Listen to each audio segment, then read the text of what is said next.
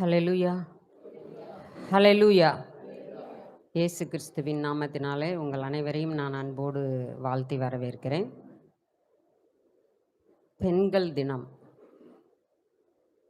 இயேசு கிறிஸ்துவுக்கு பெண்கள் பிடிக்குமா பிடிக்காதா? நான் நினைக்கிறேன் ரொம்ப ரொம்ப பிடிக்கும். ரொம்ப பிடிக்கும்னு தான் நான் நினைக்கிறேன். ஏன்னா எல்லாத்தையும் சிருஷ்டித்தார். அவருக்கு திருப்தி வரல.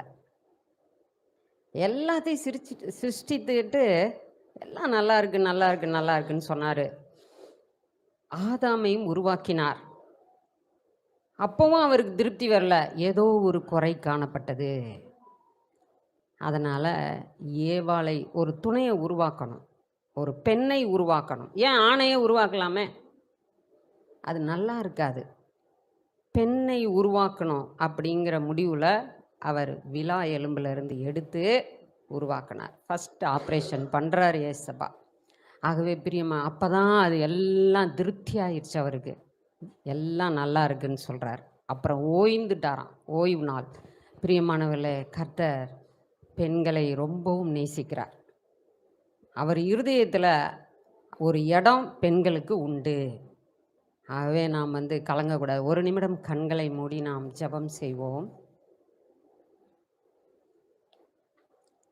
எல்லாரும் பெண்களாக இருக்கிற நாம் கர்த்தருடைய பார்வையில் பிரியமானவர்கள். நாம் பாக்கியவதிகள். ஆகவே நாம் இந்த நேரத்தில் கூட நாம் ஜெபத்தோடு அவரை நோக்கி பார்ப்போம். தனிமையின் பாதையில் தகப்பனிவும் தோளில் சுமந்ததை நான் மறப்பேனோ, சுமந்ததை நான் மறப்பேனோ. தனிமையின் பாதையில் தகப்பனேவும் தோளில் சுமந்ததை நான் மறப்பேனோ, சுமந்ததை நான் மறப்பேனோ. எத்தனை அன்பு என்மேல், எத்தனை பாசம் என்மேல், எத்தனை அன்பு என்மேல், எத்தனை பாசம் என்மேல். இதற்கு ஈடு என்ன தருவேன் நான், இதற்கு ஈடு என்ன தருவேன் நான், இதற்கு ஈடு என்ன தருவேன் நான், இதற்கு ஈடு என்ன தருவேன் நான். தனிமையின் பாதையில் தகப்பனேவும் தோளில் சுமந்ததை நான் மறப்பேனோ, சுமந்ததை நான் மறப்பேனோ. சோர்ந்து போகும் நேரங்கள் எல்லாம் மார்போடு அணைத்து கொண்டீரே, சோர்ந்து போன நேரங்கள் எல்லாம் மார்போடு அணைத்து கொண்டீரே. கண்ணீரை கணக்கில் வைத்தீரே, ஆறுதல் எனக்கு தந்தீரே. கண்ணீரை கணக்கில் வைத்தீரே, ஆறுதல் எனக்கு தந்தீரே. எத்தனை அன்பு என்மேல், எத்தனை பாசம் என்மேல், எத்தனை அன்பு என்மேல், எத்தனை பாசம் என்மேல். இதற்கு ஈடு என்ன தருவேன் நான், இதற்கு ஈடு என்ன தருவேன் நான், இதற்கு ஈடு என்ன தருவேன் நான், இதற்கு ஈடு என்ன தருவேன் நான். தனிமையின் பாதையில் தகப்பனேவும் தோளில் சுமந்ததை நான் மறப்பேனோ, சுமந்ததை நான் மறப்பேனோ. ஆமாண்டவரே, எவ்வளவோ காரியங்கள் உண்டு பெண்களாக இருக்கிற எங்களுக்கு. சிறு வயதில் இருந்தே அப்பா போராட்டங்கள். ஒரு மகளாக பிறந்து அப்பா ஒரு வாலிப பெண்ணாக வளர்ந்து ஒரு மனைவியாக, ஒரு தாயாக, ஒரு மகளாக, ஒரு மாமியாராக எல்லா சூழ்நிலைகளையும் கடந்து ஒவ்வொருவருக்கும் கிருபை கொடுத்திருக்கிறீரப்பா. ஒவ்வொருவருக்கும் நீர் அந்த ரோலை கொடுத்திருக்கிறீங்க ஆண்டவரே. குடும்பம் ஒரு பெண்ணு இருந்தால்தான் அது அழகு ஆண்டவரே. உமக்கு நன்றி ஆண்டவரே, உமக்கு நன்றி அப்பா, உமக்கு நன்றி அப்பா. பெண்களாக பிறந்ததற்கு நாங்கள் உம்மை துதிக்கிறோம் ஆண்டவரே. நன்றி கர்த்தாவே, உமக்கு நன்றி நன்றி நன்றி அப்பா. நீரே பொறுப்பில் எடுத்துக்கோங்க. இயேசுவின் மூலம் வேண்டிக் கொள்கிறோம் பிதாவே, ஆமென். எத்தனையோ பேர் நினைக்கலாம், நாம் ஏன் கேள்விப்பட்டிருக்கிறோம் அந்த சைடு சவுத் சைடில் பார்க்கும்போது பெண் பிள்ளைகள் பிறந்தா ரொம்ப வருஷத்துக்கு முன்னாடி அதை கொன்னுருவாங்க, அந்த குழந்தைய கொன்னுருவாங்க. நான் சில குடும்பங்களில் நான் பார்க்குறேன், முதல்ல பெண்ணு தான் பிறக்கணும்பாங்க. பெண்ணாக பிறந்தா எங்களை எல்லாம் பார்க்கும், பெற்றோர்கள் சொல்லுவாங்க எங்களை பார்த்துக்குவாங்க, பையன் வந்து பார்க்க மாட்டான் அப்படின்றது சில பெற்றோர்களுடைய எண்ணம். பிரியமானவர்களே, எதாக இருக்கட்டும், நாம் வேதத்தின்படியாக நாம் பார்ப்போம். முதலாவதாக நம்மளுக்கு வந்து இந்த 7 காரியங்களை பெண்களுக்குரியது என்ன, அதை நாம் பார்க்க போகிறோம். கர்த்தருக்கு பயந்து நாம் வாழ வேண்டும். பயப்படுகிற பெண், நீதிமொழிகள் 31ஆம் அதிகாரம் எடுப்போம்.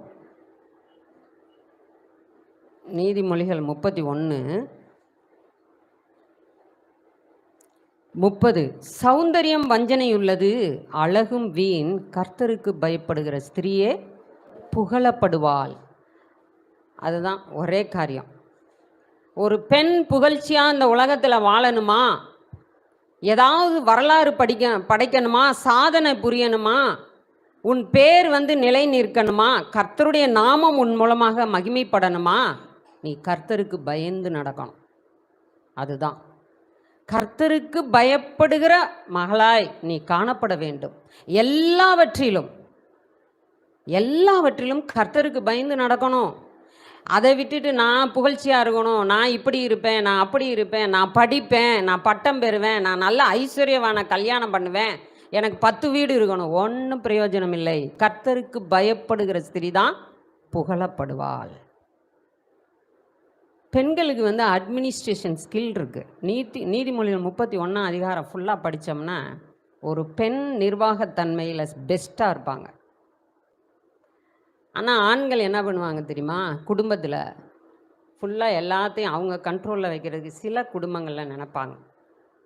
ஆனால் பெண்கள்கிட்ட அந்த குடும்பத்தை விட்டு பார்த்தோம்னா, கர்த்தருக்கு பயப்படுகிற பெண்களை நான் சொல்கிறேன், அந்த குடும்பம் பெஸ்ட்டாக இருக்கும். சிறு பிள்ளையிலிருந்த பிள்ளைகளை வந்து கர்த்தருக்கு பயப்படுகிற விதத்தில் நாம் வளர்க்கணும். அதுதான் ரொம்ப முக்கியமானது. பிள்ளை பிறந்த உடனேயே நம்ம என்ன சொல்லணும், சிறு வயதிலிருந்து வசனங்களுக்கு கீழ்ப்படிய கற்றுக் கொடுக்க வேண்டும்.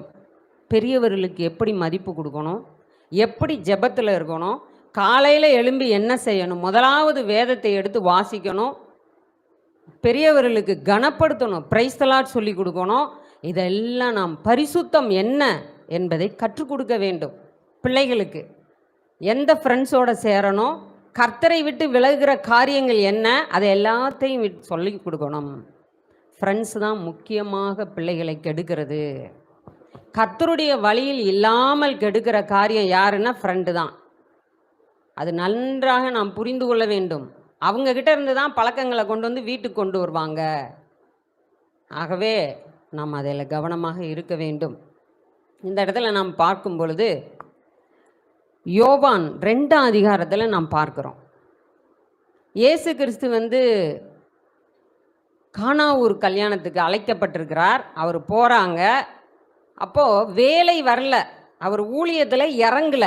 ஆனாலும் இயேசு கிறிஸ்துக்கிட்ட அவங்க தாயார் திராட்சரசம் குறைவுபட்ட உடனே அவங்க தாயார் போய் சொல்கிறாங்க, அப்பா நீ ஏதாவது செய்யு. அவர் என்ன சொல்கிறாரு? வேலை வரலை அப்படின்னு சொல்கிறவர் ஏன் உடனே கீழ்ப்படுகிறாரு? தாயார் சொல்லிட்டாங்க. அது ஒரு பக்கம். அடுத்தது அந்த திருமண காரியத்தில் அந்த திருமண தம்பதிகளுக்கு ஒரு குறைவு வந்துடக்கூடாது. திருமண வீட்டில் ஒரு குறை இருக்கக்கூடாது. அதனால் அவர் இரக்கமும் அன்பும் வெளிப்படுது. தாய்க்கு கீழ்ப்படுகிறாரு. அடுத்தது அந்த இடத்துல அவர் அற்புதம் செய்கிறார். பிரியமானவர்களே, தாயாருடைய வார்த்தைக்கு முதல்ல அவர் ஊழியம் வரலைன்னா கூட அவர் இறங்கிட்டார், இறங்கி செய்கிறார், கனப்படுத்துகிறார். அது மாதிரி எத்தனை பெண்கள் இயேசு கிறிஸ்துவே தாய்க்கு கீழ்ப்படுகிறார். நாம் கீழ்ப்படியணும். எபேசியர் 6ஆம் அதிகாரம் 1, 2, 3 தெளிவாக சொல்லுது, பிள்ளைகளை கற்றுக் கொடுக்க வேண்டும். பெற்றோருக்கு நீ கீழ்ப்படி, நன்மை அதுதான். உன் வாழ்நாள் நீடித்திருக்க பூமியில் நீ நன்மையானதை பெற்றுக்கொள்ளணும்னா பெற்றோருக்கு கீழ்ப்படியணும். சில பேர் தகப்பனுக்கு மட்டும் கீழ்ப்படிவாங்க, தாய்க்கு கீழ்ப்படிய மாட்டாங்க. ஏன்னா தாய் நல்லா படிச்சிருக்க மாட்டாங்க, அவங்க கையில் சம்பாத்தியம் இல்லை. அதனால் என்ன செய்வாங்க? உதாசீனப்படுத்துவாங்க. அப்படி இல்லை. தாயை கனப்படுத்த வேண்டும், தகப்பனையும் கனப்படுத்த வேண்டும். தாயை ஈக்குவலாக தான் சொல்கிறார். பெற்றோருக்கு நீ கீழ்ப்படி, உனக்கு நன்மை வரணும்னா நீ கீழ்ப்படிஞ்சு தான் ஆகணும். நீ எப்பேற்பட்ட திருமணம் ஆகுற வரைக்கும் நீ பிள்ளை தான். திருமணத்துக்கு அப்புறம் தான் நீ புருஷன், உனக்கு ஒரு தனி குடும்பம். நீ அது வரைக்கும் கீழ்ப்படிஞ்சு தான் ஆகணும். கீழ்ப்படிதல் முக்கியமான உனக்கு நன்மையை கொண்டு வரும். உனக்கு ஆயுசு நாள் கூட்டி கொடுக்கப்படும். ஆகவே இந்த வசனங்களை சொல்லி பிள்ளைகளுக்கு கற்றுக் கொடுக்கணும். நீ படிக்கணும், நல்ல மார்க் வாங்கணும்னா பெற்றோருக்கு கீழ்ப்படி. நீ உலகத்தில் நீ நன்மையை பெற்றுக்கொள்ளணும்னா கீழ்ப்படி அப்படின்னு சொல்லி பிள்ளைகளுக்கு கற்றுக் கொடுக்க வேண்டும். நாம் பிரியமானவர்களே, நாம் இது மாதிரியாக இருக்கும் பிள்ளைகளை வளர்க்க வேண்டும். கர்த்தருக்கு பயப்படுகிற காரியத்தில் வளர்க்கணும். சரி, ஓகே. எதிர்கால வாழ்க்கையில் பார்த்தீங்கன்னா அந்த பெண் அப்படியாக உருவாக்கப்படும் போது ஒரு குடும்பத்துக்குள் போகிறாங்க. என்ன சொல்கிறார் ஏசாமி? 128ஆம் சங்கீதத்தில் 3வது வசனம், உன் மனைவி உன் வீட்டோரங்களில் கனிதரும் திராட்சை கொடியாக இருப்பாள். கனி இருக்கா? என்ன கனி வருது? என்ன கனி கொடுக்குறோம்?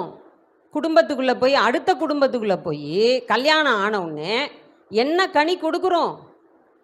இதில் 2 காரியம் இருக்குது. ஒன்று, விவரம் தெரியாமல், அனுபவம் இல்லாமல். ஏன்னா ஃபஸ்ட்டு கல்யாணம் ஆகி போகிறாங்க, எதுவுமே தெரியாமல் அந்த பெண் ஒரு வீட்டுக்கு போகுது. அப்போ என்ன நினைக்கிறாங்க? மாப்பிள்ளை வீட்டில் ஏதோ எல்லாத்தையும் தெரிஞ்சுக்கிட்டு வந்த மாதிரி உக்காந்தா எந்திரிச்சா குற்றம் கண்டுபிடிக்கிறோம். அதுக்கு அனுபவம் கிடையாது, ஒன்றுமே தெரியாது. அது ஒரு பாயிண்ட்டு. 2வது பாயிண்ட் என்னென்னா, அம்மா அப்பா மாதிரி மாமியாரை மாமனாரை நேசிக்க வேண்டும். சிம்பிள், அவ்வளோதான். சிம்பிளாக தான். உனக்கு வேலை தெரியுதோ இல்லையோ விசாரி, அன்பை வெளிப்படுத்து, ஓப்பன் ஹார்ட்டாக இரு. நீ இங்கிட்டு அம்மா அப்பாவை ஒரு மாதிரியும் மாமியார் மாமனாரை ஒரு மாதிரி நேசிக்காதே. புருஷனுடைய குடும்பம் உன் குடும்பம். ரூத்து தெளிவாக சொல்கிறாங்க. அது அப்புறம் வரேன். பிரியமானவர்களே, உன் ஜனம் என் ஜனம். ரூத் சொல்கிறாங்கல்ல, உன் ஜனம் என் ஜனம், உன் தேவன் என் தேவன். ரூத்தை ஏன்பா சரித்திரம் படைக்க வச்சாரு? ரூத்துடைய சந்ததியில் ஏன் இயேசு கிறிஸ்து பிறந்தாரு? புற மோவாபிய ஸ்திரீ, யூதர் குலம் கிடையாது, இஸ்ரவேலர் கிடையாது. இது பெரிய சூப்பர் நேச்சுரல். எங்கோ இருந்த ஒரு மோவாபிய பெண்ணை எடுத்து உயர்த்தி வச்சிட்டார். சரித்திரம் பைபிளில் இருக்குதுப்பா, அதை தான் நம்ம படிச்சுட்டு இருக்கோம். அந்த ஹார்ட்டு ரொம்ப முக்கியம். புருஷன் குடும்பத்தை கள்ளம் கபடம் இல்லாமல் நேசிக்கணும். அதை கர்த்தர் பார்த்துக்கிட்டு இருக்கிறார். உன் பங்கு என்ன, உன் ரோல் என்ன, நீ நேசி. ஆட்டோமேட்டிக்காக அவங்க நேசிப்பாங்க. நீ செய்ய வேண்டியதை செய். அதனால் அதில் நம்ம தெளிவாக கர்த்தருக்குள்ளே நாம் இருக்க வேண்டும். பிரியமானவர்களே, இந்த இடத்துல பார்க்குறோம், ஒரு கானா ஊர் திருமண வீட்டில் 6 கற்ஜாடி இருந்ததா? என்ன சொல்கிறாரு? தண்ணியை நிரப்புங்க. அதற்கு ஒப்பானது போல நான் 6 காரியத்தை வைத்து பேச விரும்புகிறேன். யோவான் 15ஆம் அதிகாரம் எடுத்துக்கொள்வோம். 1வது வசனம். கர்த்தருக்கு பயந்து பரிசுத்தமாக இருக்க வேண்டும். ஃபஸ்ட்டு பாயிண்ட்டு, முதல் ஜாடி. அந்த இதில் நான் பேசுகிறேன். அதில் என்னென்ன வாசிக்கலாம்? முதல் வசனம் வாசிங்க. எடுத்தவர்கள் வாசிக்கலாம்.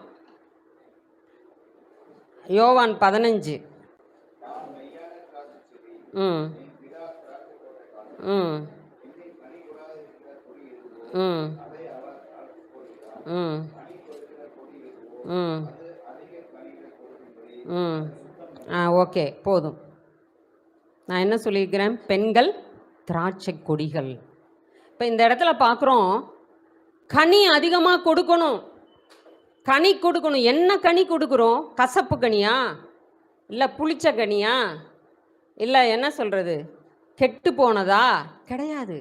சாப்பிட்ற விரும்புகிற தோட்டக்காரன் பறித்து சாப்பிடும்போது உன்னத பாட்டு 4ஆம் அதிகாரம் கடைசியில் நல்ல சுவையான கனிகளை கொடுக்கிறவர்களாய் நாம் காணப்பட வேண்டும். அன்பு, சந்தோஷம், சமாதானம், நீடிய பொறுமை, தயவு, நற்குணம், விசுவாசம், சாந்தம், இச்சையடக்கம் என்ற கனி நிறைந்தவர்களாய் நாம் வெளிப்படுத்தணும். ஒவ்வொரு சூழ்நிலையிலையும் அப்படியாக இருக்க வேண்டும். அது இந்த இடத்துல என்ன சொல்கிறோம்? கனி கொடாதிருக்கிற கொடி எதுவோ அதை அவர் அறுத்து போடுகிறார். அதனால தான் குடும்பத்தில் டைவர்ஸ் வருதா? அதனால தான் எந்நேரமும் சண்டை வருது, பிரச்சனை வருது. பிள்ளைகளும் கர்த்தருக்கேற்ற விதத்தில் இல்லைன்னா வைங்களேன், சிறு வயதிலேயே சண்டை நடக்கும். அவங்களா போய் ஏதோ ஒரு பையனை விரும்ப ஆரம்பிச்சிடுறாங்க. புரியுதுங்களா? அதனால் எவ்வளவோ காரியங்கள் நடக்குது. பிரியமானவர்களே, நல்ல கிறிஸ்தவ பெண்ணை, நல்ல குடும்பம் இருந்தால் பரவாயில்ல, புற ஜாதி பெண்களை கூட அவங்க போய் விரும்புகிறாங்க. அந்த பையனுடைய பேக்ரவுண்டு தெரியாமல் போய் மாட்டிக்கிறாங்க. எவ்வளவோ காரியங்கள் காணப்படுகிறது. நாம் நல்ல கனி கொடுக்கணும்னா சுத்தப்படுத்துகிறார். பரிசுத்தம் நம் வாழ்க்கையில் அதிகமாக வேண்டும். கர்த்தருக்கு பயப்படுகிற பயத்தோடு பரிசுத்தமாக, கர்த்தருக்கு பயப்படும் போது என்ன நடக்குது? நம்ம பரிசுத்தமாக வாழ முடிகிறது. பரிசுத்தம் நம் வாழ்க்கையில் அதிகமாக முக்கியமாக காணப்படுகிறது. பரிசுத்தம் இல்லாமல் தேவனை தரிசிக்கவே முடியாது. நான் ஏசாமி பிள்ளை அப்படின்னு சொல்லிட்டு நம்ம என்ன செய்கிறோம்? தேவனை ஒரு தடவை கூட பார்க்காம இருக்கிறதுல பிரயோஜனம் இல்லை. பெண்களுக்கு நான் சொல்லிக்கொள்கிறேன், நம்ம தேவனை தரிசிக்க வேண்டும். மகதலேனா மரியாள் அதிகாலையில் போய் வாஞ்சியோடு காத்திருக்கும்போது முதல்ல தரிசனமானார் உயிர் தெழுந்த உடனே.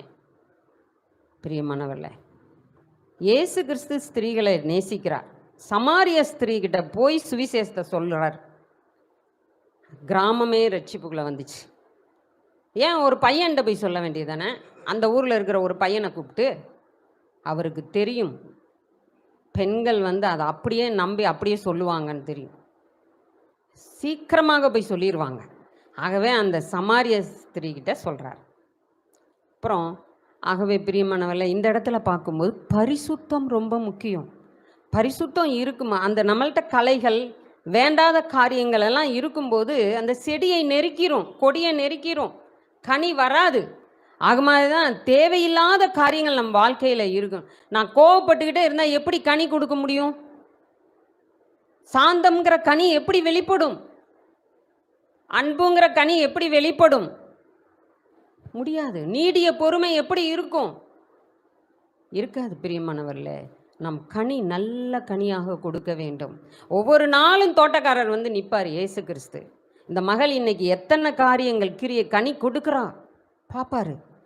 நான் எத்தனை கனி, என்னென்ன கனி கொடுக்குறேன் ஏசாமிக்கு, அதை பார்த்து கொண்டு இருக்கிறார். நாம் வேணா நினைக்கலாம், நம்ம வாழ்க்கை நம்ம எப்படி வேணாலும் நடக்கலாம். ஏசாமி எங்கேயோ பரலோகத்தில் இருக்கிறாரு கிடையாது.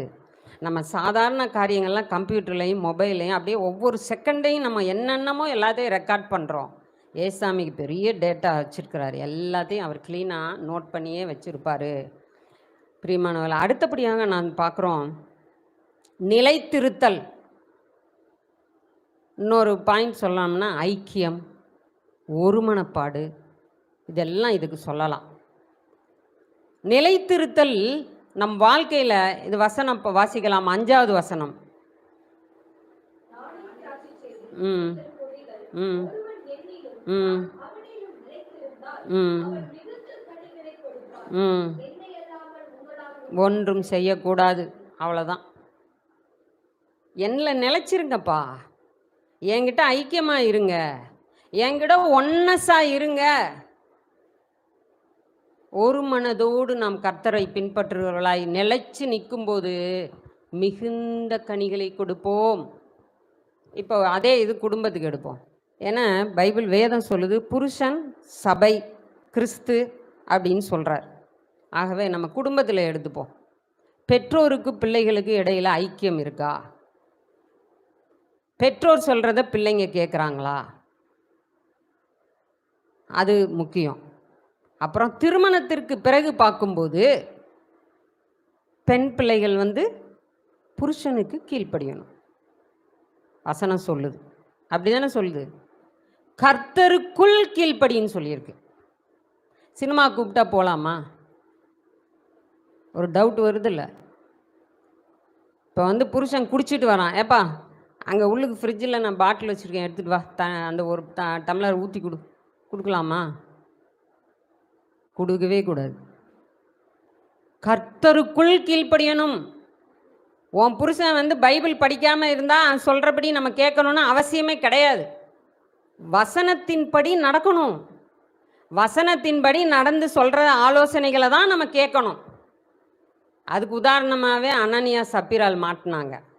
அதே மாதிரி தான் ஆதாம் ஏவாள் கூட சிக்கிக்கிட்டாங்க. என்ன சொல்கிறாரு ஏசாமி? இந்த கனியை புசிக்கக்கூடாதுன்னு சொன்னாரா? ஏவாள் என்ன செஞ்சாங்க? சாப்பிட்டுட்டு புருஷனுக்கு கொடுத்தா. அவ்வளோ ஐக்கியம் ஆதாமுக்கும் ஏவாளுக்குள்ள. உடனே மனைவி சொல்கிற தப்புக்கு கீழ்ப்படிஞ்சு கனியை புசிச்சிட்டார். பிரியமா, எல்லாத்துக்கும் ஒரு லிமிட்டு தான் இருக்குது. கர்த்தருடைய வார்த்தையின்படியாக ஒருவருக்கு ஒருவர் ஐக்கியமாக இருக்க காணப்பட வேண்டும். நிலைத்து நிற்க வேண்டும் கர்த்தருக்குள்ள. பிரியமானவர்களே, நாம் நிலைத்திருத்தல்ங்கிறது ஒருமனப்பாடுங்கிறது ரொம்ப ரொம்ப முக்கியமாக இருக்குது. இதில் பார்த்தீங்கன்னா புருஷனானவன் மத்தேயு 19:5-6 சொல்லுது, தன் தகப்பனையும் தாயையும் விட்டு தன் மனைவியோடே இசைந்திருப்பான், அவர்கள் இருவரும் ஒரே மாம்சமாய் இருப்பார்கள். இப்படி இருக்கிறபடினால் அவர்கள் இருவராயிராமல் ஒரே மாம்சமாய் இருக்கிறார்கள். இந்த இடத்துல பெண்களை பேசும்போது நான் ஆண்களையும் சில காரியங்கள் சொல்லலாம் பேசி பார்க்குறேன். அப்படி இருக்கிறபடினால் நீ மறைச்சு புருஷர்கள் நடக்கலாமா? சில புருஷர்கள் சொல்லுவாங்க, நான் எங்கே வேணாலும் போவேன், நீ கேட்கக்கூடாது. உங்ககிட்ட சொல்லணும்னு அவசியமே கிடையாது. நான் யாருக்கு வேணாலும் பணம் கொடுப்பேன், உனக்கு சொல்லணும்னு அவசியமே கிடையாது. பைபிள் அப்படியே போட்டிருக்கு.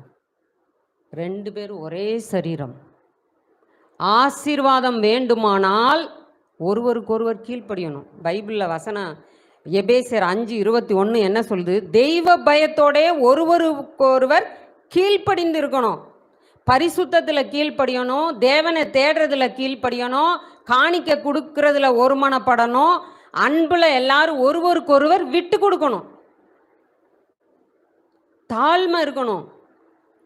1 கொரிந்தியர் 11:12 என்ன சொல்லுது? கர்த்தருக்குள் ஸ்திரீ இல்லாமல் புருஷன் இல்லை, புருஷன் இல்லாமல் ஸ்திரீயும் இல்லை. 12 ஸ்திரீயானவள் புருஷனில் இருந்து தோன்றுகிறது போல புருஷனும் ஸ்திரீயினால் தோன்றுகிறான், சகலமும் தேவனால் உண்டாயிருக்கிறது. தயவு செய்து அந்த எண்ணத்தை மாற்றிக்கங்க. கிறிஸ்து சபைக்கு தலையாக இருக்கிறது போல புருஷர் குடும்பத்துக்கு தலையாக இருக்கிறாங்க. ஓகே, பெண்களுக்கு ஹெட்டு புருஷர். நான் எல்லாமே கர்த்தர் கணக்கு கேட்பாரு. என்ன சொல்கிறாரு? முடிவு கணவன் எடுக்கலாம், ஆலோசனை பெண் சொல்லலாம். நான் நினைக்கிறேன் அப்படிதான்ட்டு. ஏன்னு சொன்னீங்கன்னா அது 2 பேரும் ஒரே மாமிசம். நீதிமொழிகள் 31 வாசித்து பார்த்தீங்கன்னா ஃபுல்லாக புத்தி, நீதிமொழிகள் 14:1 சொல்லுது, புத்தியுள்ள ஸ்திரீ தன் குடும்பத்தை கட்டுகிறாள், புத்தி இல்லாத ஸ்திரீயோ அதை இடித்து போடுகிறாள். முடிஞ்சுதா? குடும்பத்தை கட்டுறது யாருடைய கரத்தில் கர்த்தர் கொடுக்குறாரு? பெண் கரத்தில் கொடுக்குறாரு. அதே மாதிரி தான் நீதிமொழிகள் 31 சொல்கிறாரு, தெளிவாக சொல்கிறாரு, அதிகாலையில் எழும்பணும் பெண் இருட்டோடே எழுந்து தன் வேலையை செய்கிறா. பெண்கள் காலையில் எழும்பி அதிகாலையில் தேவனை தேடணும். தேடலைன்னு வைங்களேன், அன்னைக்கு பூரா தேடவே முடியாது, தேடவே முடியாது. என் வாழ்க்கையின் அனுபவத்தில் சொல்கிறேன். ஒரு குடும்பத்துக்குள்ளே இருக்கிறீங்க, பிள்ளைகள் இருக்குது, கணவன் இருக்குது, அதுவும் வேலைக்கு போகிற பெண்கள்லாம் காலையில் தேடிடணும்.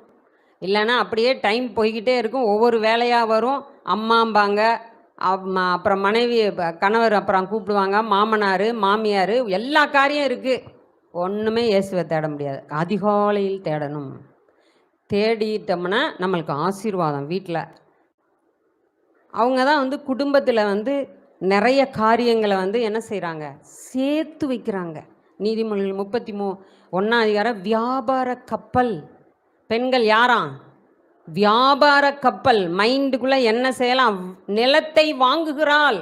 போய் வீட்டில் போய் படித்து பாருங்கள். திராட்சை தோட்டத்தை நடுறா, திராட்சை செடியை. பிரியமானவர்களே, எல்லா விதத்துலேயும் பெண்களை சூப்பராக, குணசாலியான ஸ்திரீ புருஷனுக்கு கிரீடமாக இருக்கிறாள். பிரியமானவர்களே, நாம் குணசாலின்னா என்ன? கனி நிறைந்து காணப்பட வேண்டும். நல்ல கனிகளாய் நாம் நிறைந்து காணப்படும் பொழுது புருஷனுக்கு என்னவா? நம்ம கிரீடமாக இருப்போம். அடுத்தது நான் கேட்குறேன், ஒருமனப்பாடு ரொம்ப ரொம்ப முக்கியம். மத்தேயு 18:19-20 தெளிவாக சொல்லுது, இருவர் ஒருமனப்பட்டிருந்தால் அது நீங்கள் ஜெபிக்கிறது என்னால் கேட்கப்படும், நான் உங்கள் மத்தியில் வாசம் பண்ணுவேன். தயவு செய்து சொல்கிறேன், குடும்பத்தில் ஒருமனப்பாடு ரொம்ப முக்கியம், ரொம்ப ரொம்ப முக்கியம். ஒருமனப்பாடு இல்லை, உன் மனைவிக்கு பிடிக்கலைன்னா தயவு செய்து செய்யாதீங்க, தயவு செய்து செய்யாதீங்க. அதே மாதிரி கணவருக்கு பிடிக்கலைன்னா தயவு செய்து செய்யாதீங்க. பொறுமையாக காத்துருங்க. கர்த்தரிடத்தில் சொல்லுங்க, ஏசப்பா இந்த காரியம் இப்படியாக இருக்குது, நீங்கள் பேசுங்க அப்படின்னு சொல்லுங்க. 2 பேர் கலந்து ஆலோசித்து சமாதானமான முடிவு எடுங்க. கர்த்தர் அப்போ தான் அந்த குடும்பத்தை ஆசீர்வதிப்பார். ஒருவருக்கு ஒருவங்க புரிஞ்சு வச்சுருக்கீங்களா? உன் பிள்ளைகளை பற்றி நீங்கள் புரிஞ்சு வச்சுருக்கிறீங்களா? யார் என் மக எப்படி, மகளுக்கு என்ன பிடிக்கும், என்ன பிடிக்காது, எப்படி இன்னைக்கு ஃபோனை இவ எடுக்கிறா, எதுக்கு எடுக்கிறா, எல்லாமே தெரியணும். எதுக்காக தனியாக போகுது, எதுக்காக மாடிக்கு தனியாக போகணும், ஏன் சீக்கிரமாக போய் போர்வையை இழுத்து போட்டிட்டு பிள்ளை படுக்குது, யோசித்து கண்டுபிடிக்கணும் பெற்றோர்கள். எதுக்காக ஃப்ரெண்ட்ஸ் வீட்டுக்கு அதிகமாக நீ போகிற, கேட்கணும். கர்த்தருக்குள் நாம் வளர்க்கணும். இல்லைன்னா அது முள்ளாக போயிடும், திராட்சை கொடியாக வளராது, வளரவே முடியாது. அதே மாதிரி தான் கணவரை குறித்து மனைவி அறிந்து வைத்திருக்க வேண்டும். அப்படியே மைண்டில் ஓடிக்கிட்டே இருக்கணும். அவர் உக்காந்தாலும் எந்திரிச்சாலும் என்ன காரியங்கிறத அறிந்து வைத்திருக்க வேண்டும் மனைவி. என்ன தேவை சொல்லாமையே தெரியணும். ஏன் உனக்கு தெரியாதா? நீங்கள் சொன்னாதான் நான் செய்ய முடியும். எல்லாம் தெரிஞ்சு வச்சுருக்கணும். ஒருமனப்பாடு. அவர்களை குறித்து இத்தனை வருடம் இருக்குன்னா உன் கணவருக்கு என்ன பிடிக்கும், மனைவிக்கு என்ன பிடிக்கும் தெரியுமா? தெரிந்து வைத்திருக்க வேண்டும். அதுதான் ஒன்னஸ், அதுதான் ஒருமனப்பாடு. நாம் ஒருவருக்கு ஒருவர் ஜெபிக்கிறதற்கு நேரங்களை அதிகமாக ஒதுக்கணும். இயேசு கிறிஸ்து நம் தோட்டத்துக்குள்ளே, நம் வீட்டுக்குள்ளே உலாவணும். வீடு முழுவதும் பரிசுத்தம் இருக்கணும். ஒருத்தங்க பரிசுத்த குலைச்சல் கொண்டு வந்தாங்கன்னா நீங்கள் சொல்லணும், வேண்டாம் இப்படியாக இருக்கக்கூடாது அப்படின்னு நம்ம புத்தி சொல்லணும். இன்னொரு பாயிண்ட் நான் சொல்ல விரும்புகிறேன். புருஷர்களே உங்கள் மனைவியினிடத்தில் அன்பு கூறுங்கள். ஏன்னா ஸ்திரீகள் அன்புக்கு ஏங்குறவங்க. நீங்கள் அன்பாக மட்டும் சொல்லுங்களேன், அவங்க எது வேணாலும் செஞ்சுருவாங்க. நீங்கள் கோபமாக சொல்கிறத விட அன்பாக சொல்லிட்டீங்கன்னா போதும், அவங்கள அப்படியே அடிபணிய வச்சிடலாம். நீங்கள் கோவப்பட்டு சொன்னீங்கன்னா அவங்களுக்கு கோபம் தான் ரொம்ப வரும். நான் உங்களுக்கு ஒரு டெக்னிக் சொல்லித்தரேன் பாருங்கள். அன்பு ஆடவர்கள் பெண்கள் அன்பாக பேசிட்டா நல்ல சாந்தமாக எது வேணாலும் செய்வாங்க, எது வேணாலும் தியாகம் பண்ணிடுவாங்க. அதனால தான் சொல்கிறாரு, புருஷர்களே உங்கள் மனைவியினிடத்தில் அன்பு கூறுங்கள் அப்படின்னு அவர் சொல்கிறார். ஸ்திரீகளை புருஷருக்கு கீழ்ப்படின்னு சொல்கிறார். நான் என்ன சொல்கிறேன்னா, ரெண்டுமே இருக்கணும், ஈக்குவலாக இருக்கணும். புருஷர்கள் அன்பு செலுத்தினா தான் மனைவி கீழ்ப்படிவா. நான் சொல்லிட்டேன். அன்பா இல்லைன்னு வைங்க, போயிட்டே இருங்கம்பா, செய்ய மாட்டா, கீழ்ப்படிய மாட்டா. அதே மாதிரி தான் நம்மளும் கீழ்ப்படிஞ்சாதான் அவங்களும் அன்பு செலுத்துவாங்க. ரெண்டுமே சமந்தான். இது இப்படி தான் சொல்லியிருக்கு வேதம், நீ எனக்கு தான் கீழ்ப்படியணும், கீழ்ப்படிய முடியாதுன்றவாங்க. பேசலைன்னா கூட செய்ய மாட்டாங்க. உன்னை மனைவி அதிகமாக தாங்கணுமா, நீ அன்பு கூறு, மனைவியை விசாரி. சாப்பிட்டியாமா, இந்தா உனக்கு இந்த என்ன சாப்பிட்லையா, இந்தா வச்சுக்கோ, நீயும் சாப்பிடுவா. கேர் எடுக்கணும். உடம்பு சரியில்லையா, உடனே மனைவியை கேர் எடுக்கணும். அப்படியாக நாம் இருக்கும் பொழுது கர்த்தர் நம்மளை ஆசீர்வதிப்பார். எபேசியர் 4:2-3 வாசிக்கிறோம். மிகுந்த மனத்தாழ்மையும் சாந்தமும் நீடிய பொறுமையும் உடையவர்களாய் அன்பினால் ஒருவரை ஒருவர் தாங்கி சமாதான கட்டினால் ஆவியின் ஒருமையை காத்து கொள்வதற்கு ஜாக்கிரதையாயிருங்கள். வீட்டில் போய் இந்த வசனத்தை அண்டர்லைன் பண்ணி நல்லா படிங்க. சமாதான கட்டினால் ஆவியின் ஒருமையை காத்து கொள்வதற்கு ஜாக்கிரதையாயிருங்க. அதனால தான் சொன்னேன், மனைவிக்கும் உங்களுக்கும் இடையில சமாதானத்தோடு ஒரு முடிவு எடுங்கன்னு சொல்கிறேன். நீங்களா ஒரு முடிவு எடுக்கணும்னு செஞ்சு அதில் பின்னாடி பிரச்சனையாக சிக்கிக்க கூடாது. அதனால் நஷ்டப்படுறது யாரு? உங்கள் குடும்ப வாழ்க்கையில் 50-50 தான். மனைவியும் அந்த குடும்பம் தான், கணவரும் அந்த குடும்பம் தான். நஷ்டனாலும் லாபனாலும் எல்லாருக்கும் சமம். அதை புருஷன் நஷ்டப்படுத்திட்டு மனைவி அதை சகிக்கணும்னு அவசியம் இல்லை. அதே மாதிரி தான் மனைவி நஷ்டப்படுத்திட்டு புருஷன் அதனால் கஷ்டப்படணும்னு அவசியம் இல்லை. அதனால தான் துணையாக 2 பேரையும் கர்த்தர் வச்சிருக்கிறார். ஆகவே ஒரு குடும்பம் சக்ஸஸாக இருக்கணும்னா ஒரு மனப்பாடு ரொம்ப முக்கியம். ஒருவருக்கொருவர் அன்பினால் கட்டப்படணும், ஒருமனப்பட்டு காணப்பட வேண்டும். அடுத்தபடியாக வசனத்துக்கு நாம் முக்கியத்துவம் கொடுக்கிறவர்களாய் நாம் காணப்பட வேண்டும். வசனத்தில் நாம் யோவான் 15 எடுக்கலாம். 7:15 நீங்கள் என்னிலும் என் வார்த்தைகள் உங்களிலும் நிலைத்திருந்தால் நீங்கள் கேட்டுக்கொள்வது எதுவோ அது உங்களுக்கு செய்யப்படும். வசனங்களுக்கு நாம் கீழ்ப்படிந்து நடக்கணும். கீழ்ப்படிந்து நடக்கும்போது நம்மளுக்கு மிகுந்த ஆசீர்வாதம் வரும். அதே மாதிரி தான் மத்தேயு 7ஆம் அதிகாரத்தில் நம்ம வாசிக்கிறோம். 7ஆம் அதிகாரத்தில் வாசிக்கும்போது 24, 25, 26, 27 கண்மலையின் மேல் என் வசனங்களுக்கு ஏற்று இவைகளின்படி செய்கிறவன் எவனோ அவனை கண்மலையின் மேல் வீட்டை கட்டின புத்தியுள்ள மனுஷனுக்கு ஒப்பிடுவேன். அந்த வீட்டில் பெரும் மழை எது மோதி அடித்தாலும் அது இடிக்கப்படாது, ஏன்னா கண்மலையின் மேல் கட்டப்பட்ட வீடு. அது மாத்திரமில்லை, சங்கீதம் 1, 2, 3 வாசிக்கும்போது அதில் 1ஆம் அதிகாரம் 2வது 3வது வசனம் வாசிக்கும்போது என்ன சொல்கிறாரு? கர்த்தருடைய வேதத்தில் பிரியமாக இருந்து அதன்படி தியானமாக இருக்கிற மனுஷன் பாக்கியவான். அவன் நீர்க்கால்களின் ஓரமாய் நடப்பட்டு தன் காலத்தில் தன் கனியை தந்து இலையுதிராதிருக்கிற மரத்தை போல் இருப்பான். வசனங்களின்படி தான் நம்ம கேட்கலாம், போய் யார்ட்டையாவது ஆலோசனை கூட எனக்கு நீங்கள் சொல்லுங்க அப்படின்னு சொல்லலாம். ஆனால் நான் பிரியமானவர்களே உங்களுக்கு ஒரு காரியம் சொல்லிக் கொள்கிறேன். வசனத்தின்படி ஆலோசனை சொல்லுகிற ஆலோசனையை கேட்டுக்கங்க. வார்த்தையின்படி தான் ஆலோசனை சொல்லணும். நம்ம குடும்ப வாழ்க்கையிலையும் ஒவ்வொரு நாளும் நம்ம ப்ராக்டிக்கலாக செய்கையில் எல்லாத்தையும் வசனத்துக்குரியதாக நம்ம வாழணும். இந்த வசனம் இப்படி சொல்லுது, இந்த வசனம் இப்படி சொல்லுது, அது மாதிரியாக நம் வாழ்க்கையை நடத்த கற்றுக்கொள்ள வேண்டும். அப்பொழுதுதான் நம் மிகுந்த கனிகளை கொடுக்க முடியும். அது மாத்திரமல்ல, அதிலேயே 16வது வசனமும் சொல்லுது, இதுலேயும் சொல்லுது. 7வது வசனத்திலேயே நாம் ஜெபிக்கிற ஜெபம் கேட்கப்படும்.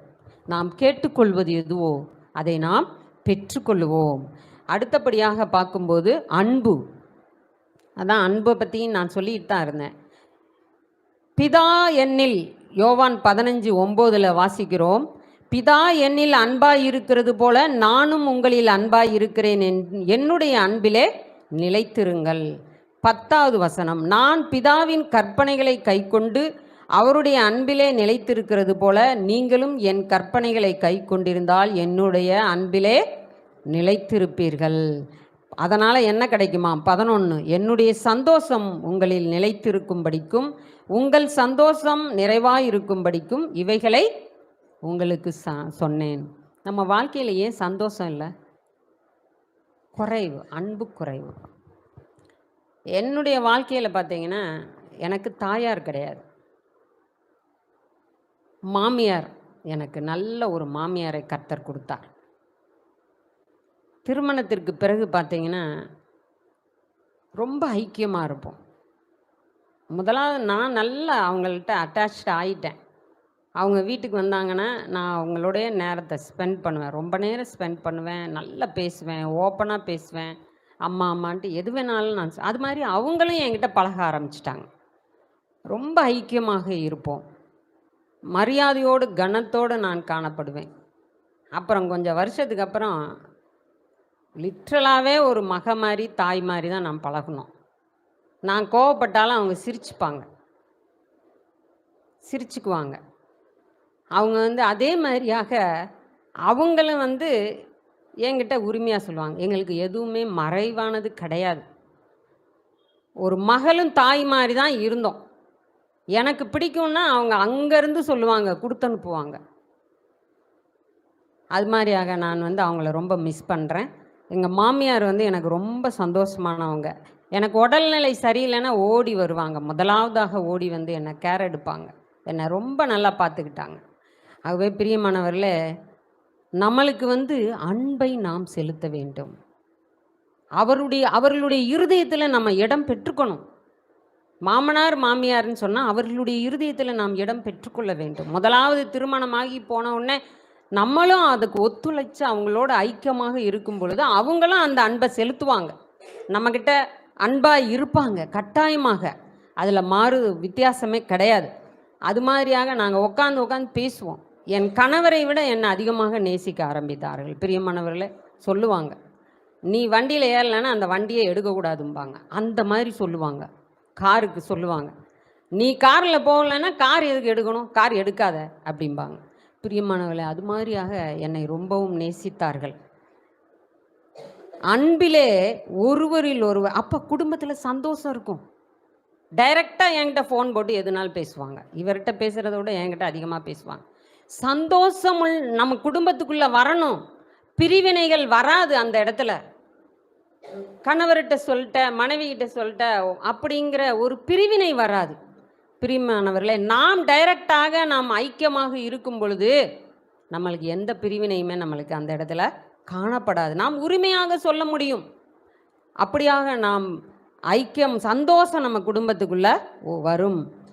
இந்த இடத்துல நாம் வாசிக்கிறோம், கொலோசியர் 3:15, தேவ சமாதானம் உங்கள் இருதயங்களில் ஆழக்கடவது, இதற்கென்றே நீங்கள் ஒரே சரீரமாக அழைக்கப்பட்டீர்கள், நன்றி அறிதல் உள்ளவர்களாயும் இருங்கள்.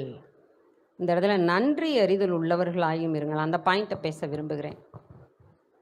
கணவர் எவ்வளவோ காரியங்கள் நம்மளுக்கு செஞ்சிருக்கலாம். நம்மளை சம்பாரித்து போஷிக்கிறாரு, காப்பாற்றுறாரு, நம்மளுக்கு வேண்டியதை வாங்கி கொடுக்குறாரு, நம்மளை கேர் எடுக்கிறாங்க. உண்மையாகவே கணவர் எல்லாரும் மனைவிகளை நேசிக்கிறாங்க, அது இல்லைன்னு சொல்ல முடியாது. அதற்கு நாம் நன்றியுள்ளவர்களாய் காணப்பட வேண்டும், நன்றியாக இருக்கணும். இருதயத்தின் ஆழத்தில் இவங்களால் நம்ம இந்த மாதிரியாக நம்ம கனமாக இருக்கிறோம், நம்ம குடும்பத்தில் நல்ல நிலைமையில் இருக்கிறோம் அப்படின்னு நம்ம அந்த நன்றியுள்ளவர்களாய் காணப்பட வேண்டும். புருஷர்களுடைய பெற்றோருக்கும் நாம் நன்றியாக இருக்க வேண்டும். எல்லா விதத்திலும் நாம் நன்றியுள்ளவர்களாய் காணப்பட வேண்டும். அதற்கு உதாரணமாக நாம் எடுத்துக்கொண்டோம்னா ரூத்து, நகோமி 2 பேர் சிறப்பான ஒரு உதாரணம். ரூத்துடைய வாழ்க்கையை பார்க்கும் பொழுது நன்றியாக இருந்தாங்களா இல்லையா? ரூத் கணவன் இறந்துடு, ஒரு திக்கற்ற நிலைமை, அந்த மாமியாருக்கும் யாரும் கிடையாது, கணவர் கிடையாது, 2 பிள்ளைகள் கிடையாது. அவங்களும் இப்போ அனாதை. இவங்க ரூத் நினைச்சிருந்தா போய் மறுமணம் பண்ணிக்கலாம். நீ போமான்னு சொல்றாங்க நகோமி. நீ போய் நீ உனக்கு வாழ்க்கையை தேடிக்க அப்படின்னு சொல்றாங்க. ஆனா ஏன் ரூத்து போகல சொல்லுங்க பாப்போம். போவாசை நான் கல்யாணம் பண்ணுவேன்னு தெரியுமா ரூத்துக்கு? போவாஸ் மணமகனா கிடைப்பான்னு தெரியாது. நான் தியாகம் பண்ணுறாங்க. திருமணம் நடந்தாலும் சரி நடக்கலனாலும் சரி என் மாமியாரை நான் தனியா விட்டுட்டு போக மாட்டேன். அந்த மாமியாருக்கு நன்றியாக இருந்தபடியினால், அவர்கள் மேல் இரக்கம் வைத்தபடினால், அன்பு வைத்தபடினால், நான் எவ்வளவு தியாகமாக இருந்தாலும் சரி, என் வாழ்க்கை ஒன்றும் இல்லாமல் போனாலும் சரி, என் ஜனம் உங்கள் ஜனம் என் ஜனம், உங்கள் தேவன் என் தேவன், நீங்கள் எங்கே போனாலும் நான் வருவேன் அப்படின்னு சொல்கிறாங்க. அதற்கு ரூத் 16 வாசிக்கலாம். ரூத் 1ஆம் அதிகாரம் 16. அதற்கு ரூத், நான் உம்மை பின்பற்றாமல் உம்மை விட்டு திரும்பி போவதை குறித்து என்னோட பேச வேண்டாம். நீர் போகும் இடத்திற்கு நானும் வருவேன், நீர் தங்கும் இடத்திலே நானும் தங்குவேன். உம்முடைய ஜனம் என்னுடைய ஜனம், உம்முடைய தேவன் என்னுடைய தேவன். ரூத் எல்லாத்தையும் மாற்றிக்கிட்டாங்க. என்னன்னே தெரியாத பெத்லஹேமுக்கு நான் வரதுக்கு ரெடிப்பா அப்படின்னு சொல்லி அவங்க ஒப்பு கொடுத்தாங்க. அதனால் கர்த்தர் கைவிட்டாரா? வெற்றி யாருக்கு கிடைச்சது? உயர்வு யாருக்கு கிடைச்சது? அதுதான் சொல்கிறேன், கர்த்தருக்கு பயப்படுகிற ஸ்திரியே புகழப்படுவாள். அவங்க தெரிஞ்சது அவ்வளோதான். ரூத் படித்த மேதைன்னு சொல்ல முடியாது. சிம்பிளாக மாமியாரை தனியாக விடக்கூடாதுப்பா, நான் உங்களோடையே கூட வருவேன். அன்பு, நன்றி. பிரியமானவர்களே, எல்லாத்தையும் கடவுள் கர்த்தர் பார்த்துக்கிட்டு இருக்கிறார். நீங்கள் என்ன விதைக்கிறீங்களோ அதை அறுவடை செய்வோம். வேதம் சொல்லுது, நம்ம எதை விதைக்கிறோமோ அதை அறுவடை செய்வோம். எங்களுடைய வாழ்க்கையில் இப்பொழுதே நாங்கள் பார்த்துக்கிட்டு இருக்கிறோம். எத்தனையோ பேருக்கு அது நடந்துக்கிட்டு இருக்கு.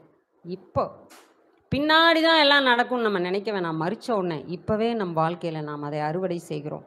பிரியமானவர்களே, 17வது வசனம் சொல்லுது, நீர் மரணம் அடையும் இடத்தில் நானும் மரணம் அடைவேன், அங்கே அடக்கம் பண்ணப்படுவேன். மரணமே அல்லாமல் வேறொன்றும் உம்மை விட்டு என்னை பிரித்தால் கர்த்தர் அதற்கு சரியாகவும் அதற்கு அதிகமாகவும் எனக்கு செய்ய கடவர் என்றார். பிரியமானவர்களே, ஆகவே நம்ம 5வது பாயிண்ட் பார்க்க போகிறோம். ஞானம். ஞானம் ரொம்ப ரொம்ப முக்கியம். புத்தியுள்ள ஸ்திரீ, நீதிமொழிகள் 14:1 வாசித்தது போல, வீட்டை கட்டுகிறாள், புத்தி இல்லாத ஸ்திரீயோ தன் கைகளினால் அதை இடித்து போடுகிறாள். புருஷனுக்கு அவள் நன்மை செய்கிறாள். 31ஆம் அதிகாரத்தில் எல்லாம் தெளிவாக போட்டிருக்கு. வயல் வாங்குறா, திராட்சை தோட்டம் நடுகிறா. அது எல்லாத்தையும் விட பார்த்தீங்கன்னா 23வது வசனம், புருஷன் தேசத்து மூப்பர்களோட நியாயஸ்தலங்களில் உட்கார்ந்திருக்கையில் பேர் பெற்றவனாயிருக்கிறான். நீங்க ஞானமா கர்த்தருக்கு பயந்து நடக்கும்போது, கர்த்தருக்கு பயப்படுகிறவங்களுக்கு தான் ஞானத்தை கர்த்தர் கொடுக்கிறார். எப்படி ஞானம் வரும்? கர்த்தருக்கு பயந்து நடக்கும் பொழுது நம்மளுக்கு ஞானம் கொடுக்கப்படுகிறது. அப்போ உன் புருஷன் ஆசீர்வாதமா இருக்கணும், தலை சிறந்து விளங்கணும்னா நீ கர்த்தருக்கு பயந்து நடக்கணும். ஞானத்தோடு நடக்க அவர் கிருபை செய்வார். உன் குடும்பத்தில் நீ ஞானமாக செயல்பட அவர் உதவி செய்வார். அப்போது உன் புருஷன் கனப்படுத்தப்படுவான். நியாயஸ்தலங்களில் உட்கார்ந்திருக்கையில் பேர் பெற்றவனாக இருக்கிறான். 26, தன் வாயை ஞானம் விளங்க திறக்கிறாள், தயையுள்ள போதகம் அவள் நாவின் மேல் இருக்கிறது. கண்ணோக்கமாக இருக்கிறாள். 27, சோம்பலின் அப்பத்தை புசியாமல் தன் வீட்டு காரியம் எப்படி நடக்கிறது என்று கண்ணோக்கமாக. சில குடும்பத்தில் பார்த்தீங்கன்னா புருஷன் வேலைக்கு போயிட்டு வீட்டுக்கு வர வரைக்கும் பெண்கள் வீட்டில் அங்கங்கே அப்படியே போட்டு வச்சுருப்பாங்க, ஒன்றுமே செய்ய மாட்டாங்க, எல்லாம் அங்கங்கேயே போட்டு வச்சுருப்பாங்க. இவர் வீட்டுக்கு ஏமா இப்படி போட்டிருக்க, தள்ளிக்க, விளக்கமாறு எடுத்து அவர் தான் கூட்டுவார், அவர் தான் காஃபி போட்டுட்டு கொடுப்பார், அவர் தான் எல்லாம் துணியை துவைச்சி காய போடணும், ஆஃபீஸ்லேயும் வேலை செய்யணும், வீட்லேயும் வேலை செய்யணும். வேதம் என்ன சொல்லுது? அப்போது என்ன புருஷனுக்கு அவர் சுகம் என்ன ஆறுது? பிரியமானவர்களே, சோம்பலின் அப்பத்தை புசியாமல் தன் வீட்டு காரியம் எப்படி கண்ணோக்கமாக இருக்கு. அட்மினிஸ்ட்ரேஷன் என்ன செய்கிறது, எப்படி இருக்கிறது, எல்லாத்தையும் பார்க்குறா. அதனால் என்ன ஆகுது? 28வது வசனம், அவன் பிள்ளைகள் எழும்பி அவளை பாக்கியவதி என்கிறார்கள். பிள்ளைகளே சொல்லுவாங்களாம், புருஷன் சொல்லுவாங்களாம், அநேகம் பெண்கள் குணசாலியாக இருந்தது உண்டு, நீயோ அவர்கள் எல்லாருக்கும் மேற்பட்டவள் என்ன புகழுகிறாங்க. என்கரேஜ் பண்ணுறான் தெரியணும் கணவர்மாருக்கு. இருக்கிறீங்களா? இன்றைக்கி ஒரு சாம்பார் வச்சாலோ குழம்பு வச்சாலோ எத்தனை பேர் குறை சொல்கிறாங்க? அம்மா ரொம்ப நல்லா இருக்குமா, இன்றைக்கி நீ உடுத்தி இருக்கிற ட்ரெஸ்ஸு நல்லா இருக்குமா, நல்லா இருக்கு அப்படின்னு எத்தனை பேர் புகழ்கிறோம் சொல்லுங்கள்? நீ செஞ்ச இந்த வேலை ரொம்ப பெஸ்ட்டாக செஞ்சுருக்கிற, நீ சொன்ன முடிவு ரொம்ப நல்லா இருந்திருக்கு, நீ எவ்வளோ கஷ்டப்பட்டு நீ உட்காந்து யோசிங்க. பெண்கள் என்னென்ன வேலை காலையிலேருந்து நைட்டு வரைக்கும் என்னென்ன செய்கிறாங்கன்னு நீங்கள் பாருங்கள். என்ன சொல்லுவாங்க தெரியுமா? என்ன பொழுதுனிக்க நீ ஏதாவது ஒன்று செஞ்சுருக்க, நான் சொன்ன வேலையை நீ செஞ்சியா? ஒரு வேலை செய்யாமல் விட்டுருந்தா கேட்பாங்க. தயவுசெய்து மாற்றிக்கங்க. அப்போ அவங்களுக்கு என்ன ஆகும்? ஆட்டோமேட்டிக்காக கோபம் எங்கேருந்து வரும்? சரியான கோபம் வரும். பிரியமானவர்களே, நான் சொல்கிறத நீங்கள் நல்லா புரிஞ்சுக்கோங்க. என்கரேஜ் பண்ண கற்றுக்கங்க. அதிகாரத்தில் நம்ம தான் இருக்கிறோன்னு சொல்லி மனைவிகளை வேலைக்காரி மாதிரி நடத்தக்கூடாது, நடத்தவே கூடாது. கர்த்தர் பெண்களை சிறப்பாக உருவாக்கி இருக்கிறார், பெஸ்ட்டாக உருவாக்கி இருக்கிறார். இயேசு கிறிஸ்து சீசிகளை வைத்திருந்தார். தாயாரை கடைசி வரைக்கும் கைவிடாமல் பார்த்துக்கிட்டாரு. அந்த சிலுவையில் மரிக்கும் பொழுது கூட இதோ உன் தாயின்னு சொல்லி தாயை யோவான்கிட்ட கொடுத்துட்டு போகிறார். பிரியமானவர்களே, ஆகவே நம்ம உதாசீனப்படுத்தக்கூடாது. பெண்களை என்கரேஜ் பண்ணணும். அவர்கள் சாஃப்ட் நேச்சர், வேதமே சொல்லுது அவங்க பலவீனமான பாண்டங்கள். அவங்கள அன்பு செலுத்து. குறை சொல்லிக்கிட்டே இருந்தீங்கன்னா மாற மாட்டாங்க. அவங்கள என்கரேஜ் பண்ணுங்க, அவங்கள கனப்படுத்துங்க. கர்த்தர் உங்கள் குடும்பத்தை நல்ல சமாதானமாக ஆசீர்வாதமாக வைப்பார். அவங்க நல்ல ஞானமுள்ள பெண்கள் 31வது வசனம், நீதிமொழிகள் 31, 31 பார்த்தோம்னா, வாசல்களில் செய்கைகள் புகழப்படுமா. நம்ம செஞ்ச கிரியைகள், நம்ம செஞ்ச செயல்கள் மறிச்சா கூட பின்னாடி சொல்லுவாங்க, அப்போ இந்த பெண்ணா என்னென்ன செஞ்சுருக்கு, இதெல்லாம் செஞ்சுருக்கேன்னு சொல்லி புகழுவாங்களாம். பிள்ளைகள் புகழுவாங்க, கணவர் புகழ்வாங்க, எல்லாராலையும் புகழப்படுவாங்க. நாம் அது மாதிரியாக நாம் தெபோராலை நாம் எடுத்துக்கொள்வோம். தெபோரால் என்ன செஞ்சாங்க? ஒரு ஆவிக்குரிய தாயார், தீர்க்கதரிசி. அவங்க அந்த இஸ்ரவேலர் கானான் ராஜா 20 வருஷம் அடிமையாக பண்ணாங்க. அப்போ பாராக்கிட்ட போய் சொல்கிறாரு, நீ போய் செய்ப்பா, யுத்தத்தை நடத்து, கர்த்தர் சொல்லிட்டாரு. ஆனால் இவன் என்ன சொல்கிறான்? நான்லாம் போகமாட்டேன்பா, எனக்கு பயமாக இருக்குது, நீங்கள் வாங்கன்னு. அப்போ அவங்க சொல்கிறாங்க, நான் வரேன், ஆனால் மேன்மை உனக்கு கிடையாது, எனக்கு தான் மேன்மைங்கிறாங்க. 20 வருஷமாக நியாயம் விசாரிச்சிருக்கிறாங்க. பிரியமானவர்களே, கர்த்தர் பெண்களை எந்த விதத்துலையும் கீழ்த்தரமாக வைக்கல. ஆணும் பெண்ணும் ஒன்று சமம்னு சொல்லி நியூ டெஸ்டமெண்ட்டில் போட்டிருக்கு, வசனம் போட்டிருக்கு அருமையாக. ஸ்திரீ இல்லாமல் புருஷன் இல்லை. ஆகவே நம்ம எல்லா விதத்திலையும் அவர்களை மதிக்க கற்றுக்கணும். மதிக்கலைன்னா ஒன்றுமே பிரயோஜனம் இல்லை, நம்ம வாழ்க்கையில் ஆசீர்வாதம் வராது. அதே போல் பார்த்திங்கன்னா ஆபிரகாம், சாராள், அதை நான் சுருக்கமாக சொல்லிட்டு போக விரும்புகிறேன். அதில் பார்த்திங்கன்னா வசனம் சொல்லுது, சாராள் சொல்கிறத நீ கேளுப்பான்னு சொல்கிறாருல்ல. மனைவி சொல்கிறத கேட்க மாட்டேன்னு சொல்லுவாங்க, அப்படி வசனம் இல்லைன்னு சில பேர் சொல்கிறாங்க. அப்படி கிடையாது. இப்போ ஆதியாகமம் 21:12 சாராள் சொல்வதை கேள் என்று கர்த்தர் ஆபிரகாமிடம் கூறினார். சொந்த வித்து இஸ்மவேல், சாராள் சொல்கிறாங்க, இந்த பிள்ளை என் பிள்ளையோட இருக்கக்கூடாது அப்படின்னு சொல்கிறாங்க. சுதந்திரவாளி அல்லன்றார். உடனே இவன் துக்கப்படுறான். ஏன்னா தன்னுடைய மகன் துக்கப்படும் போது கர்த்தர் சொல்கிறாரு, அப்பா சாராள் சொல்கிறத கேளுப்பா, நீ அந்த ஆகாரையும் பிள்ளையும் நீ அனுப்பிடு சொன்னாரா? ஆகவே தயவுசெய்து மனைவி சொல்கிறத நான் கேட்க மாட்டேன்னு சொன்னீங்கன்னா யாராக இருந்தாலும் அது தப்பு. வசனத்தின்படி தேவனுக்குள் கீழ்ப்படியணும். 2 பேரையுமே நான் சொல்வேன். அதனால் யாருமே இது அதுன்னு கிடையாது. கர்த்தருக்குள்ள அந்த காரியங்களை நாம் நிதானித்து செயல்பட வேண்டும். கடைசியாக மகிமை 15:8, யோவான் 15:8 வாசிக்கலாம்.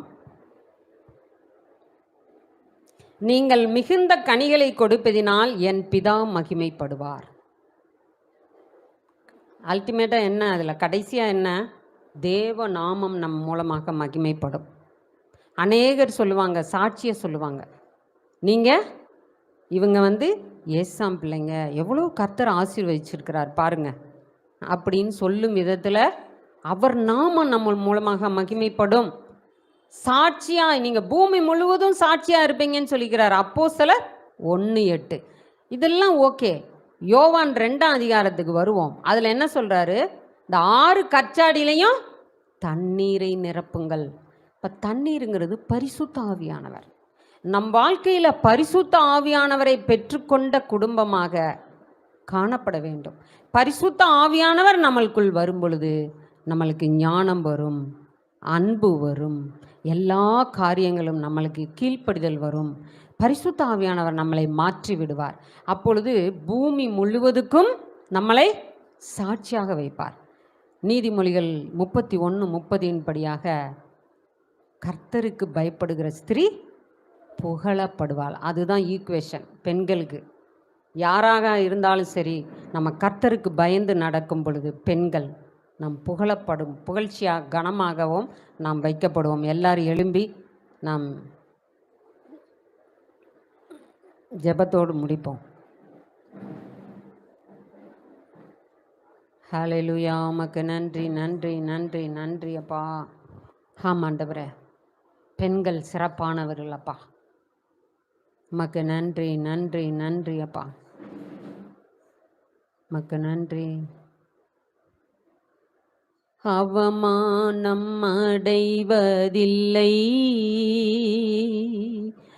அப்பா, நான் உமது பிள்ளை. அப்பா, நான் உமது பிள்ளை.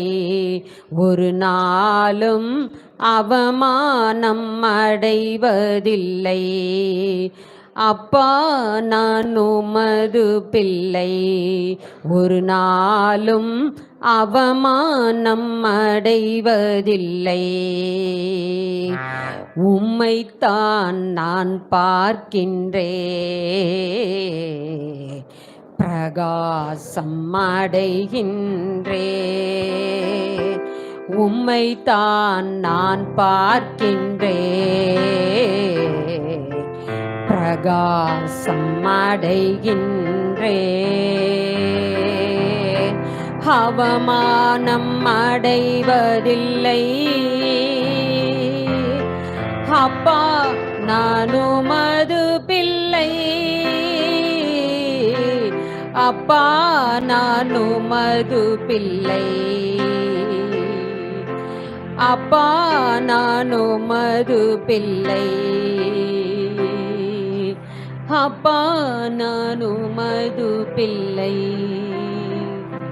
ஆமாண்டவரே, உமக்கு நன்றி ராஜா. நீர் எங்கள் தகப்பனாய் இருக்கிறீர். நீர் எங்களை சிருஷ்டித்தவர், எங்களை உருவாக்கி இருக்கிறீரப்பா. ஒவ்வொருவருக்கும் ஒரு ரோல் வைத்திருக்கிறீங்க இந்த உலகத்தில். குழந்தையாக இருக்கிற பெண் பிள்ளைகளுக்கு ஒரு ரோல் உண்டு ஆண்டவரே. வாலிப வயது பிள்ளைகளுக்கு ஒரு ரோல் உண்டு, மனைவிக்கு ஒரு ரோல் உண்டு, தாயாருக்கு ஒரு ரோல் உண்டு, மாமியாருக்கு ஒரு ரோல் உண்டப்பா, மருமகளுக்கு ஒரு ரோல் உண்டு. கர்த்தாவே, எல்லாவற்றிலும் நீர் விரும்புகிறபடியாக வாழ எங்களை ஒப்பு கொடுக்கிறோம். எல்லாரும் ஒப்பு கொடுப்போம். தேவ கிருபை, தேவஞானம். கர்த்தருக்கு பயப்படுகிற ஸ்திரீயே புகழப்படுவாள். எல்லாருடைய இருதயத்திலையும் நான் சிறந்து விளங்க வேண்டும், நான் உயர்ந்து விளங்க வேண்டும், நான் எல்லாரை விட மேன்மையாக இருக்க வேண்டும், என் குடும்பம் சிறப்பாக இருக்க வேண்டும் என்று நினைக்கிறோம் அல்லவா? கர்த்தருக்கு பயந்து நடக்க வேண்டும். ஒப்பு கொடுப்போம். சிறிய காரியமானாலும் பெரிய காரியமானாலும் ஆண்டவராகிய இயேசு கிறிஸ்து உன்னை பார்த்து கொண்டிருக்கிறார். நீ வசனங்களின்படி நடப்பதே கர்த்தருக்கு பயப்படுகிற பயம். வசனத்தின்படிதான் நடக்க வேண்டும். வசனத்திற்கு அந்த பக்கம் இந்த பக்கம் நீ நடந்து கொண்டு நான் நடப்பேன், பாதி நடக்க மாட்டேன் என்று வழி அருகே விதைக்கப்பட்ட விதையை போல் நீ காணப்படுகிறாயா? வேண்டாம், வேண்டாம் பிரியமான. அதுல ஒரு நன்மை வராது, நன்மை இருக்காது. ஒப்பு கொடுப்போம், ஒப்பு கொடுப்போம். ஓ உமக்கு நன்றி ராஜா, உமக்கு நன்றி அப்பா, உமக்கு நன்றி ஆண்டவர். அதிகாலையில் நான் எழும்பி உம்மை துதிக்க வேண்டும் அப்பா. அதிகாலையில் நான் தேவ கிருபையை நான் பெற்றுக்கொள்ள வேண்டும். காலைதோறும் புதிய கிருபை காத்திருக்கிறது அல்லவா? நீ லேட்டா எழும்பி போனா அந்த கிருபை உன்னை விட்டு கடந்து போய்விடும். உமக்கு நன்றி ராஜா. அந்த புது கிருபை, புது ஆசீர்வாதம் என் குடும்பத்துக்கு வேணுமே. உமக்கு நன்றி அப்பா, உமக்கு நன்றி. அதிகாலையில் என்னை தேடுகிறவர்கள் என்னை கண்டடைகிறார்கள். உமக்கு நன்றி, நன்றி. உன் பாத்திரம் நிரம்பி வழிய வேண்டுமா? உன் குறைவுகள் நிறைவாக்க வேண்டுமா? கர்த்தருடைய பரிசுத்த ஆவியின் அபிஷேகத்தை நீ பெற்றிருக்க வேண்டும். பரிசுத்த ஆவிக்குள் நீ நடக்கும் பொழுதுதான் உனக்கு ஞானம் வரும், சமாதானம் உண்டு, அன்பு உண்டு. உமக்கு நன்றி ராஜா. நீ கீழ்ப்படிய முடியும், வேத வசனத்தின்படி நடக்க முடியும். ஆவியானவர் உனக்கு கற்றுக் கொடுப்பார். உமக்கு நன்றி. ஒப்பு கொடுப்போம். கணவர் ஒன்று சொல்லிவிட்டால் அதை நினைத்து கொண்டே நீ இருக்கிறாயா? வேண்டாம் பிரியமானவர்களே, மன்னிக்க கற்றுக்கொள்ள வேண்டும். ஒருவர் குற்றத்தை ஒருவர் கிறிஸ்து மன்னிப்பது போல நாம் மன்னிக்க வேண்டும். வசனம் சொல்லுகிறது, கிறிஸ்துவானவர் மன்னிக்கிறது போல ஒருவர் குற்றங்களை ஒருவர் மன்னிக்க வேண்டும். பிரியமானவர்களே, நீ முந்தி போய் மன்னிப்பு கேட்கிறாயா? நீ பேசாமல் எத்தனை நாள் இருக்கிறாய்? சாப்பாடு வேண்டாம் என்று எத்தனை நாள் ஒதுக்கி தள்ளுகிறாய்? வேண்டாம், வேண்டாம். ஆசீர்வாதத்திற்கு நீதான் தடை. உமக்கு நன்றி ராஜா. கூடுமானால் எல்லாரோடும் நீ சமாதானமாய் இருக்க வேண்டும். உமக்கு நன்றி, நன்றி, நன்றி. ஹல்லேலூயா. உமக்கு நன்றி ராஜா, உமக்கு நன்றி அப்பா. கர்த்தருக்கு பயப்படுகிற ஸ்திரீயே புகழப்படுவாள். உன் புருஷன் நியாயஸ்தலத்தில் பேர் பெற்று விளங்குவான். உமக்கு நன்றி ராஜா, உமக்கு நன்றி.